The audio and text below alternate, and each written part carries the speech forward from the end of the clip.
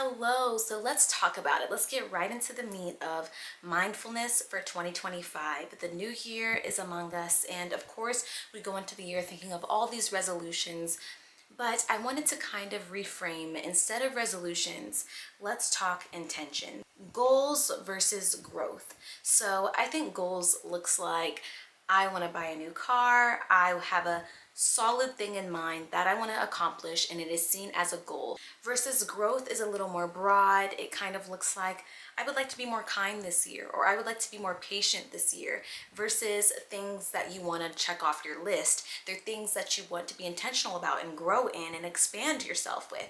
So, New Year's intentions, and let's talk about how we can create these intentions.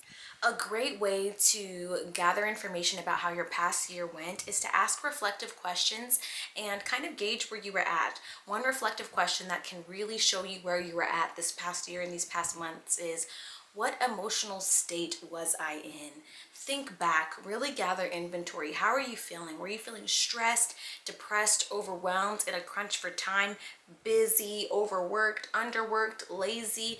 Take an inventory. How were you feeling in these past few months? And how do you want to feel through 2025? This doesn't look like checking off something off your list. This looks like an intentional reflection of how you want your emotions, your feelings, and all of these things about you to manifest in 2025. Do I want to be angry? Do I want to be bitter? Or do I want to let go of some of that anger and have some emotional regulation? These are intentions that you can have for 2025 when you ask yourself, what emotional state was I in?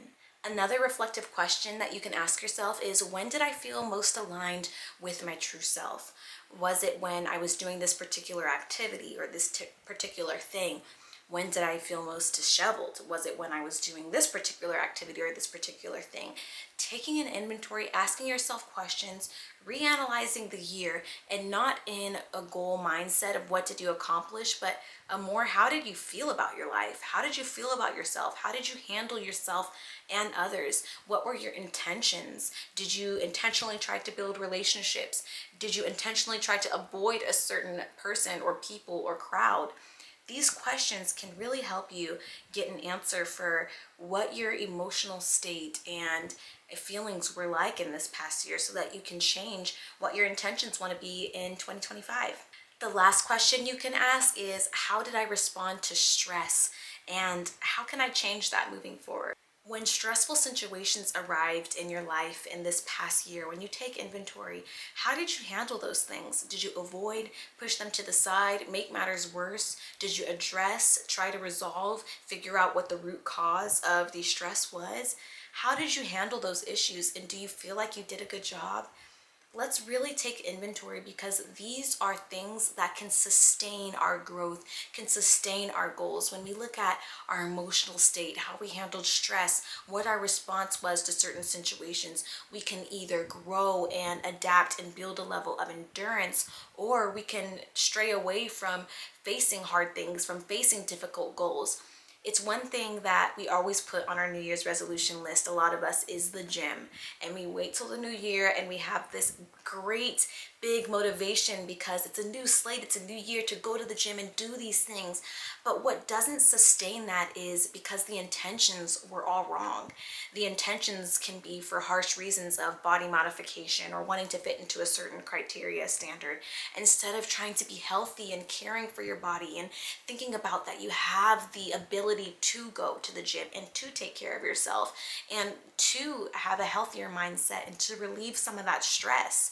When you look at the intentions behind what you do, it really changes the longevity of that change and the longevity of sustaining your goals when you look at those intentions and your personality traits and how you respond in your environment.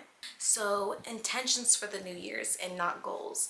I mean, not goals. Of course, we should have some things, some smart goals that we're looking forward to implement.